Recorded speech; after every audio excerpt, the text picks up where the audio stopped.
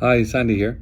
I'm back with another video about these pesky early life traumas because, let's face it, knowledge is power, and if you don't know these have happened to you, you can't do anything about it, but if you do, you can finally heal it and move on free of it.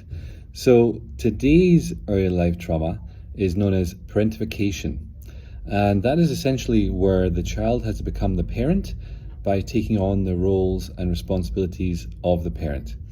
And parentification shows up in two different ways.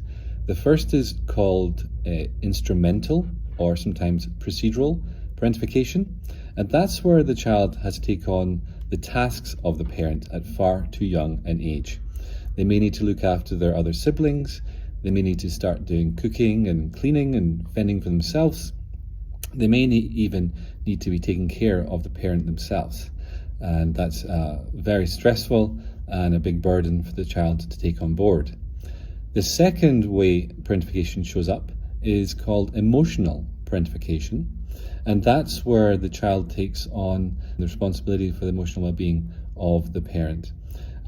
They have to essentially become the confidant or the counselor for the parent.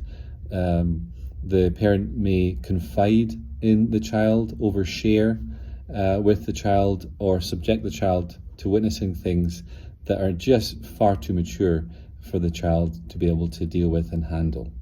So how do you know if you've experienced parentification? Well, first of all, can you relate to these scenarios that I've shared with you? Symptoms that we can experience if we've had parentification include neglecting your own needs, finding it hard to say no, unexplained grief or feeling guilty all of the time, dysfunctional relationships, living with a sense of burden or overwhelm, or feeling incapable, thoughts and beliefs like life is hard, I can't do this. That sort of mindset can be a symptom of early life parentification. Another symptom is resisting adulthood. Peter Pan syndrome, not really wanting to grow up and take on the responsibilities of an adult. But if you do it, you kind of engage adulthood begrudgingly and with a little bit unconscious resistance. So that's parentification. It's very common, actually, and it has many effects on us later in life.